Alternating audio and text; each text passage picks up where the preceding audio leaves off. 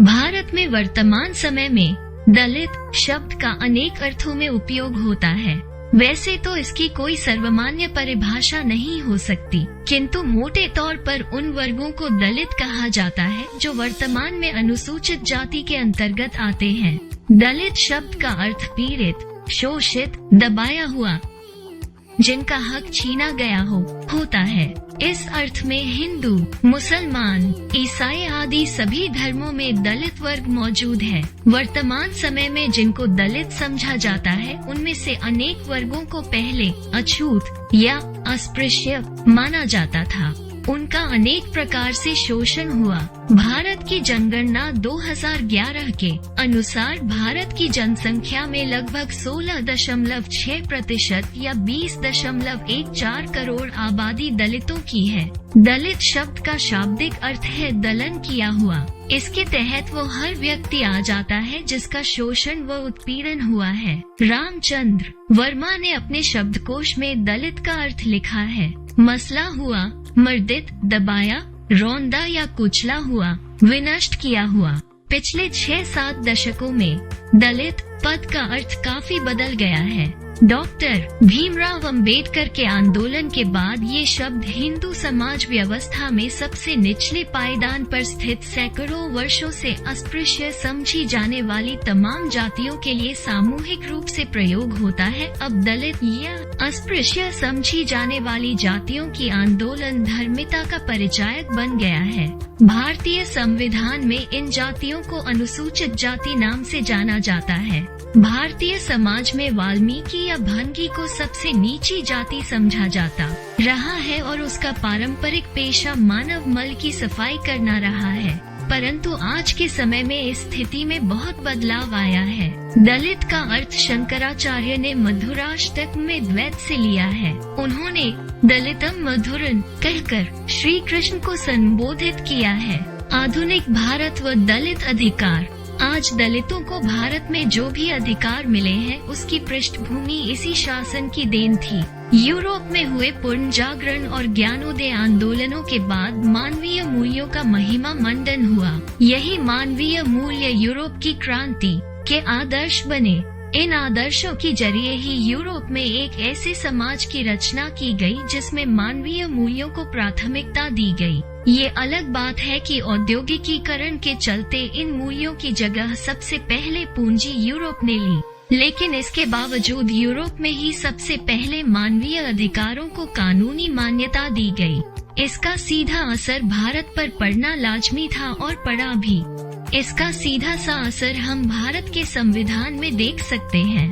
भारतीय संविधान की प्रस्तावना से लेकर सभी अनुच्छेद इन्हीं मानवीय अधिकारों की रक्षा करते नजर आते हैं। भारत में दलितों की कानूनी लड़ाई लड़ने का जिम्मा सबसे सशक्त रूप में डॉक्टर अंबेडकर ने उठाया। डॉक्टर अंबेडकर दलित समाज के प्रणेता हैं। बाबा साहब अंबेडकर ने सबसे पहले देश में दलितों के लिए सामाजिक, राजनीतिक और आर्थिक अधिकारों की पैरवी की। साफ दौर भारतीय समाज के तात्कालिक स्वरूप का विरोध और समाज के सबसे पिछड़े और तिरस्कृत लोगों के अधिकारों की बात की। राजनीतिक और सामाजिक हर रूप में इसका विरोध स्वाभाविक था। यहाँ तक कि महात्मा गांधी भी इन मांगों के विरोध में कूद पड़े। बाबा साहब ने मांग की कि दलितों को अलग प्रतिनिधित्व, पृथक निर्वाचिका मिलना चाहिए। ये दलित राजनीति में आज तक की सबसे सशक्त और प्रबल मांग थी। देश की स्वतंत्रता का बीड़ा अपने कंधे पर मानने वाली कांग्रेस की सांसें भी इस मांग पर थम गई थी।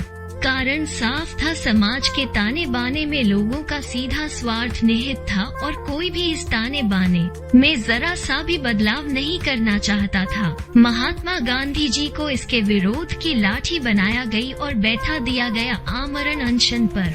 आमरण अनशन वैसे ही देश के महात्मा के सबसे प्रबल हथियार था और वो इस हथियार को आए दिन अपनी बातों को मनाने के लिए प्रयोग करते रहते थे। बाबा साहब किसी भी कीमत पर इस मांग से पीछे नहीं हटना चाहते थे। वो जानते थे कि इस मांग से पीछे हटने का सीधा सा मतलब था दलितों के लिए उठाई गई सबसे महत्वपूर्ण मांग के खिलाफ में हामी भरना। लेकिन उन पर चारों ओर से दबाव पड़ने लगा। और अंततः पूना पैक्ट के नाम से एक समझौते में दलितों के अधिकारों की मांग को धर्म की दुहाई देकर समाप्त कर दिया गया।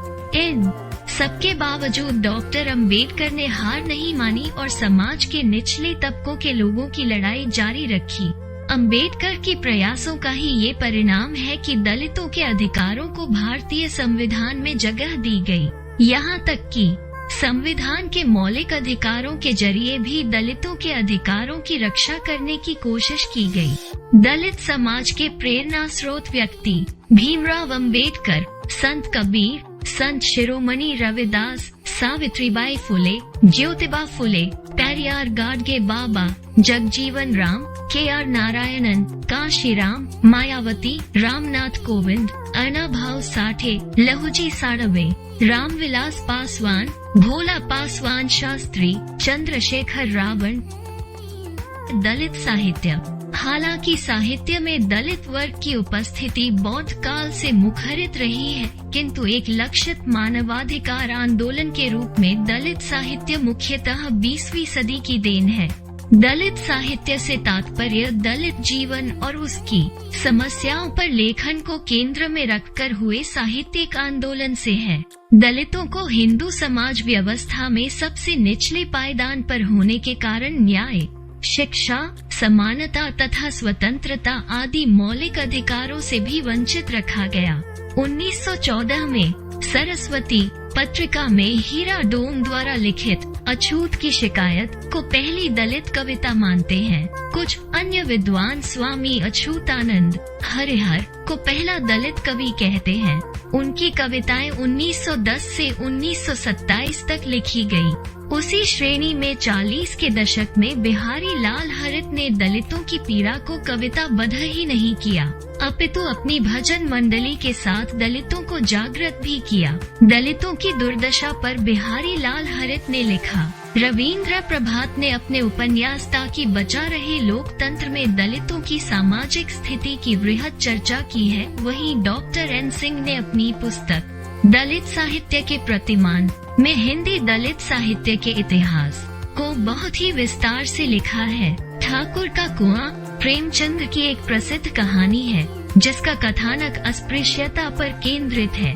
कहानी की मुख्य पात्र गंगी अपने बीमार पति के लिए कुएं का साफ पानी नहीं ला पाती है, क्योंकि उच्च जाति के लोग दलितों को अपने कुएं से पानी नहीं लाने देते हैं।